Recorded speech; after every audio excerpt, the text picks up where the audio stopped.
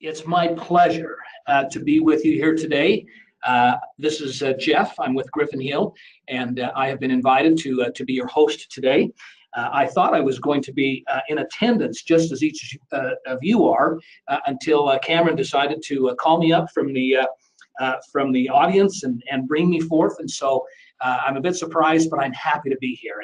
And I can see a number of you getting on and logging on now. Once again, let me welcome you to our Webinar to Win series. Today, we're going to talk about metrics. And so let me just introduce Griffin Hill to you, if I may, to begin with. Griffin Hill, we are the achievement company. We're all about human behavior and performance. And for those of you who are familiar with us, you know that we're all about your success. The thing that Griffin Hill does is helps you be successful. Today, the topic of our webinar is metrics. It's numbers. It's the benefits of metrics. Ask yourself this question, if you will, and I think all of you are muted, so I won't shout out or ask any of you to answer the questions, but think in your mind, what are metrics to you? Does it mean just numbers? Does it mean understanding what they are? What are metrics to you? And so in order to kind of help introduce the concept of metrics, let's start out with, I'd like to ask a couple of basic questions to you to kind of get your mindset into numbers and into metrics. Here goes. The first question has to do with simple addition. So what we're going to do is I'm going to bring up some numbers, and I want you to start to add those numbers and get ready because they go kind of quick. So here goes. Pay close attention, as I just mentioned, but whoops, somehow my, I think I double clicked. So you may have to disregard the little exercise here. What I was going to do, and I can't back up now, I was going to walk you through a sequence of numbers and have you come up with an answer. Typically speaking, when people run through the exercise, they end up with an answer of 5,000. They usually are confused with the last piece. I wanted to demonstrate how addition, paying attention to addition is important to metrics. Well, I kind of blew that one, so let's move on to the next one. The next one has to do with language logic, and what I'm going to do is I'm going to be a little more careful with the mouse here as I click each of these slides. So repeat to yourself the names of Maria's father's 5 daughters. And then what is the answer? What is the name of the daughter's, the 5th daughter's name? Now imagine yourself in a room where we're all together in a training session, and I've got a great big treat up here, a great big cinnamon roll. The first person to shout out the correct name would get that cinnamon roll and could sit and enjoy it while the rest of us went through our training. What's the answer? The question is, the names of the numbers are, of course, Nala, Nellie, Neely, Nolo, and what's the 5th? Well, the 5th and the right answer is Maria, because as you see in the question, Maria's her father has 5 daughters. So Maria, of course, is the name of the 5th. As we discuss measuring performance, think about how vital it is that we do things correctly. Number one, that we track the information correctly. And had I illustrated the little addition exercise correctly, you may have got a better input of that. And number two, we need to pay attention to the right information. Don't get distracted by what you think is going to happen. You need to pay attention to what has actually happened. In the case of the names, don't get distracted by what you think the answer may have been, and that would have been Nulu, because in the context of the sentence, the correct name was there. So it's important when we talk about metrics that we pay attention to several things. Number one, that we track the information correctly, and number two, that we pay attention to the right information. Well, so that brings us to the topic or the title of our discussion here today. We're talking about numbers, measurement, and meaning. So let's kind of get started by looking at some real numbers here. Let me advance to the next slide. let's take a look at some scores here of some different sporting events. As you can see, Team A has 32 points. Team B has 48. In the next example, the red team has 3, the blue team has 1. In the next example, the Jets have 85 and the Sharks have 68. Well, what do these scores tell us? Well, quite frankly, these scores tell us very little. The numbers alone don't give us the right point of reference. We can't even determine necessarily who won or lost, or whether the scores are high or low. If I were to go back, let me go back to those scores oops, I'm going to have to click another. There we go. With Team A and Team B, if this were a basketball score, well, then Team B would win because they had the highest score. However, if it was a golf score, maybe the lower score would be the winner. And so you can see that we need to have the right context. We have to have the right base to determine what these numbers are. Just by looking at the numbers, we can't tell necessarily what's going on with the thing. The numbers require a frame of reference for us to understand them and to make sense of them. So the question is, what numbers should we measure? What do the numbers mean? And that brings us again to the context, the topic here of metrics. The metrics that we use, they influence our behavior. They influence the surrounding that we're in. They influence the decisions that we make, and they influence our overall performance.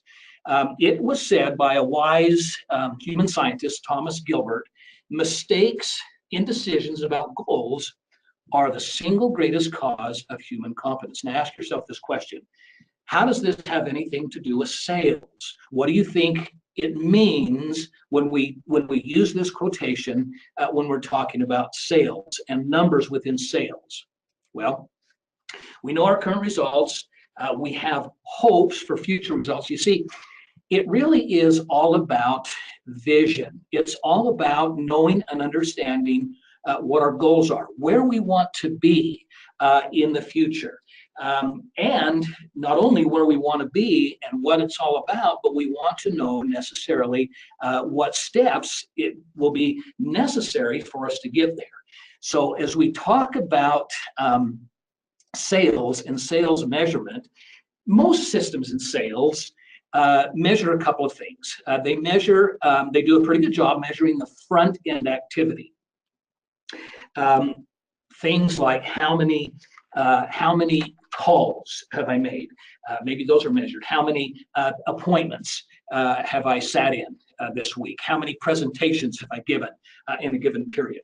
These are leading indicators, and they are important. And another set of things that most sales systems measure are the end results. You know, how many closes do I have? Or how many closes did I have this last week, or this last month, or this last quarter, or how much revenue has been brought in, how much money has been generated as a result of those closes. Well, as these things are very important, there's an important component that is missing here. We're looking at what I just illustrated is activity and results.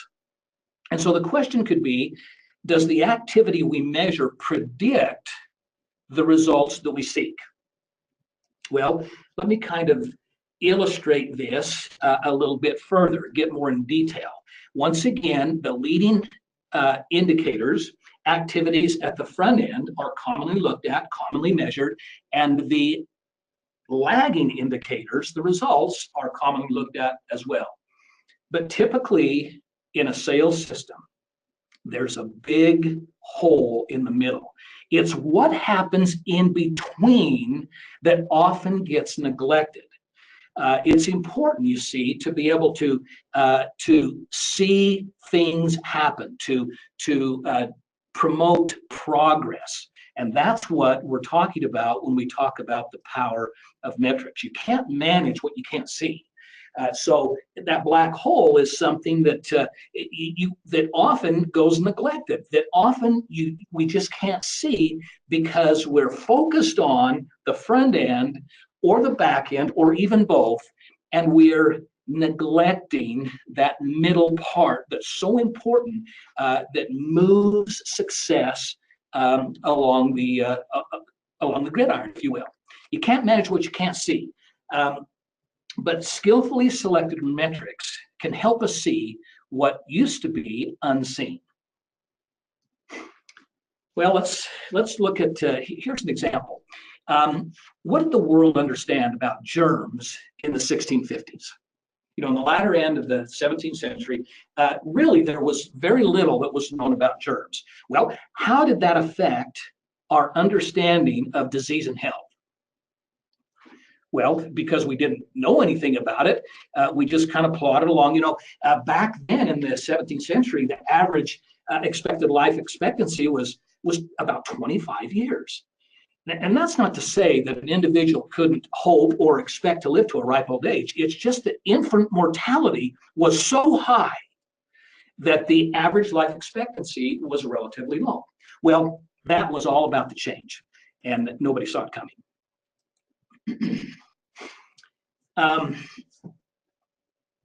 There was a scientist, Antony van, I don't know if I can pronounce this very well, Leeuwenhoek, I think is the way it is pronounced. In 1677, he used a simple handmade microscope to look at the spittle between his teeth. What he discovered changed our understanding of the world. So let's read this together. In the morning, I used to rub my teeth with salt and rinse my mouth with vinegar. Boy, I'm really having a hard time here. Let me put my glasses on so I can read this. Oh, there we go. In the morning, I used to rub my teeth with salt and rinse my mouth with water, and after eating, to clean my molars with a toothpick. Well, it was interesting because after he went through this little exercise, and maybe I should ask each one of you, how many of you had your salt rinse this morning? Haha. Then he says, I then most always saw with great wonder that in the said matter, there were many very little animalcules. I think I'm saying that right. Very prettily moving. You see, Van Leeuwenhoek made a simple microscope. And he used the microscope to discover what had been invisible to the world up to that point. He discovered germs, he discovered bacteria, he discovered viruses, and it led to us, to humans being able to come up with ways to guard against those, to make sure that that germ warfare going on was something that we were not only aware of, but that we could guard against, that we could come up with means to be able to have that germ warfare not affect us so negatively. And a result of that was infant mortality improved. So many more individuals, so many more little infants, toddlers, and babies were living because of our awareness of the germs going on in the bacteria and disease, and we could imply ways that would prevent that from having a harmful effect on us. And so because we could see, because those things came in focus, well, Griffin Hill promises a way to see what has never been seen before in the sales process. Remember that black hole, that space between the leading indicators and the lagging indicators is something that's often forgotten, hardly ever looked at, except in the Griffin Hill process. Well, the view of cause and effect the Griffin Hill metrics provides changes the entire focus. Once we identify the cause and effect path, we can identify the milestones that indicate measurable progress. You see, that's what the Griffin Hill metrics is all about. It's about measuring progress from one step to another. It's moving the sales process forward. We can establish the right goals to help us reach our expected results, and having the right goals will put the odds of success in our favor. You know, I love that statement. That is what the Griffin Hill system and the metrics do. They stack the odds in your favor. I mean, if you want to succeed, if you want to accomplish something, boy, I tell you what, if you can increase the odds that you're going to be successful, to me, that is not only desirable, but man, I want it. At Griffin Hill, we don't measure meetings. What we measure is progress toward the sale. So And we measure it from the point of view of the prospect, not the salesperson. Our system for metrics is a point-based system. Now, points alone don't tell us anything. They tell us very little, if you will. Within the system, the points remove the black hole and shed light on the sales process. We need to have some basis of reference for those points to mean. So let's talk a little bit about that. In most, as you can see, in most selling situations, salespeople, they load their pipeline with anything on the radar screen. You know, if they think of a name, bingo, in their mind, it's in their pipeline. However, if you consider pipelines, they're not effective unless something is moving within that pipeline. You know, if in an oil field, for example, you could have a huge reservoir of oil beneath the surface, and you can have all the fancy equipment of drilling on top, and you could be connected with a pipeline. But unless the oil is moving through that pipeline, you're not going to be successful. Well, so it's critical that we measure progress, that we measure things that are flowing through that pipeline, and that's what the Griffin-Hill metric system is all about. So let's take a look at that movement. Let's take a look at the point system that the Griffin-Hill system uses to measure that flow. The Griffin-Hill system is made up of 6 separate steps. As you can see, the case open, needs audit, solution presentation, adaptive solution, closing interactions, and fulfillment and follow-up. Points are given not when you do one of these things. You know, if you engage in and conduct a case open, that's great. But in our system, you don't earn a point for doing that. The points are earned as you move from one step or you advance from one step to another. Let's take a look. When we start with the case open, our introduction, breaking the ice, and so forth, that's great. At the end of that, as part of that routine or part of that play set, the last step of every one of the routines that you can see is schedule next event. That's what moves the chains. That's what moves or advances the ball down the field. So as you can see in this illustration, when we move from case open to a needs audit, so when we schedule, you know, we give our elevator pitch, we give our introduction, and then we schedule the next event. We schedule a needs audit, we score in this case a half a point. When we move from the needs audit, now recall that a needs audit is discovery. This is a very important step in the sales process, and I've been told and believe that the sale is often made in the needs audit. It's all about understanding what the needs, what the desires, what the pain points are of the prospect that you're working with, but it's just as important that they understand, that they have their aha moment of what really they stand in need of, or how to overcome the problem they have. So the meeting is very important, but the meeting does not stand alone, because the last step of the needs audit is to schedule a next event. You see, you're asking for permission from the prospect to move forward, and in this case, to the solution presentation. When you do that, you're moving the chains, and hence a point is awarded in our system. Well, same thing as you move from each of the steps. There's a point scored between each of these steps. The close can occur in many cases at a number of points along this process. You get a point when you close as well. So this is how the point system works within the Griffin-Hill metrics. So let's do some. I hope I haven't beat that to death, but let's see how well you captured the idea of the Griffin-Hill scoring system. Here's a simple addition of a scenario. Let's take a look at it. So the question is, how many points for week 1 activities? And here's the activities. Introduced myself and my business to 4 prospects. Number 2, met with 5 prospects to discuss their needs. Number 3, presented solutions to 2 prospects. And number 4, closed 1 deal. So based on my previous slide where I showed you where the points are awarded, how many points in this scenario? So you introduce yourself and my business to 4 prospects. Are there any points awarded there? Well, here's the answer. In the scenario, the points that were awarded are a total of 1. Simply by introducing myself and my business to 4 people doesn't award a point.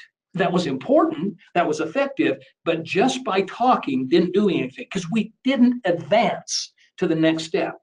By meeting with 5 prospects to discuss their needs, how many points? Well, again, all we did was talk about their needs. We didn't conclude that play set. How many presented solutions, we presented solutions to 2 prospects. Again, that's an important thing. That's an important part of the process, but it's not advancing the chains. It's not flowing the oil through the pipeline. Well, we closed the deal and we got a point for that. All right, well, remember that the Griffin-Hill scorecard system does not measure meetings. It measures progress toward the sale.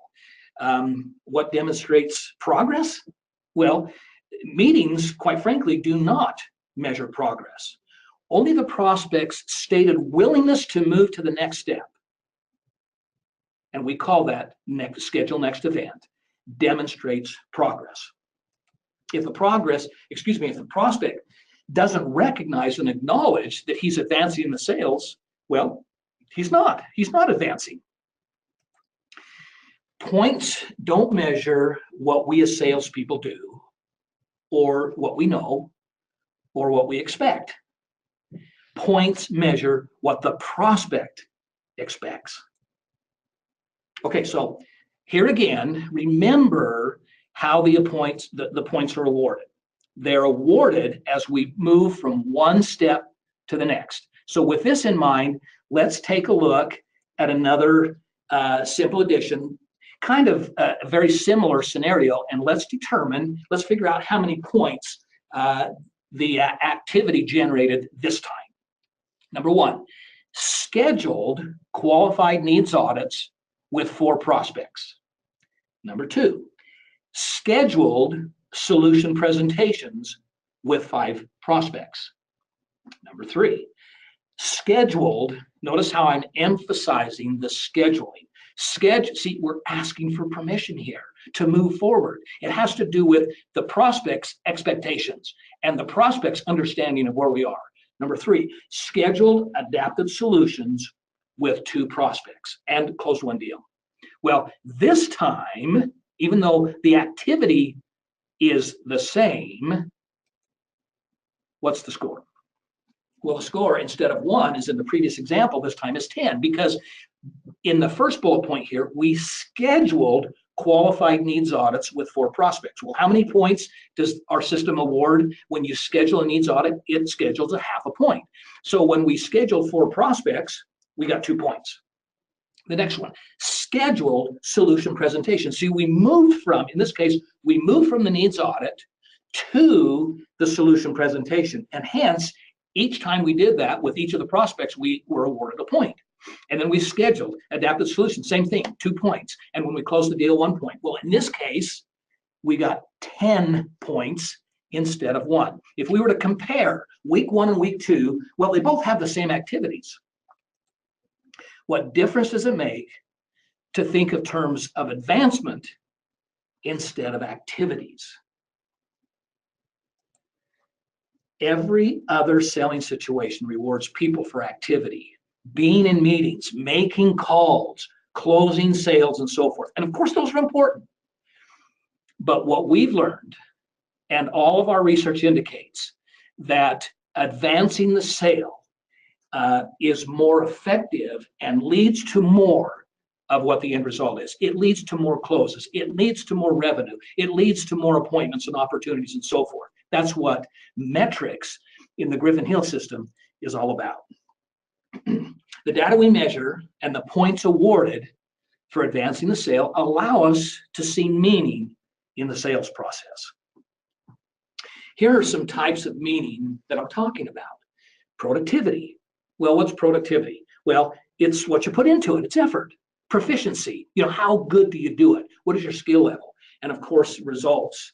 are the end, our ultimate goal, and that's performance, enhancing performance. So here are the benefits of metric that we've been talking about.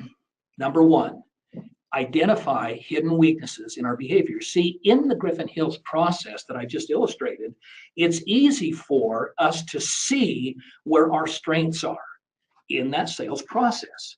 We may be able to look and say, man, I'm really good at case open. And boy, I really knocked it out of the park with needs audits. But gosh, I'm just not able to move my pipeline beyond that. And it's easy for those who I work with, managers and supervisors and colleagues and so forth, to help identify where a little bit of extra work or a little extra effort could be, or training could be implied to help increase an individual's performance. Number two, create and protect competitive advantage. Number three, help management make the right choices. And number four, to help salespeople celebrate strengths and take control of their own success. When I started with Griffin-Hill, and they wanted to talk about metrics, I was uncomfortable. I didn't like it because in all my sales background, when we talked about sales meetings and metrics and numbers, it wasn't very fun. It's usually magnifying your weaknesses and magnifying your mistakes and that sort of thing. Well, with Griffin-Hill, it's different.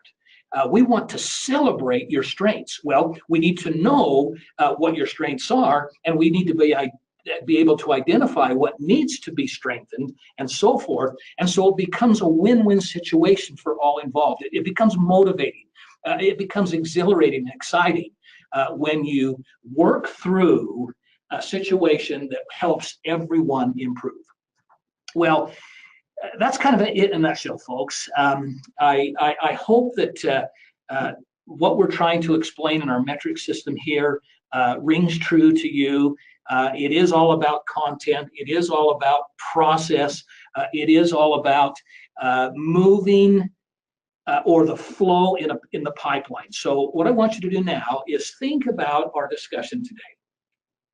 Think about what stood out to you. What was important? What do you want to retain? What do you want to remember?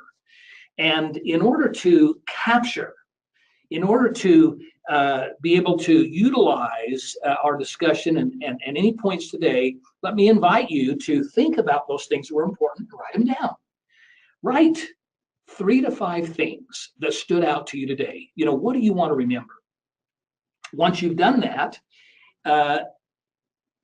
have some vision in your mind.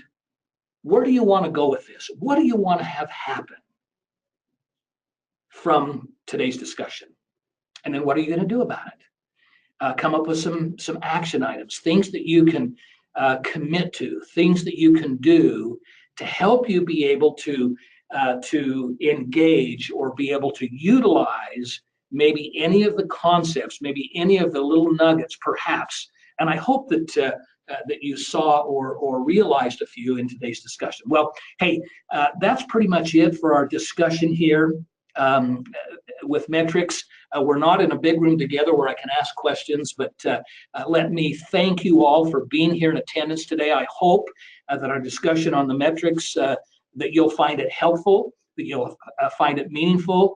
I'm happy to follow up with each and every one of you and answer any questions that you have. As a matter of fact, don't be surprised if I give you a call here shortly, just to make sure that you're able to follow the content that I had, ask any questions that you may have had, and I look forward to enjoying success with you in your business activity. Hey, thanks once again, folks.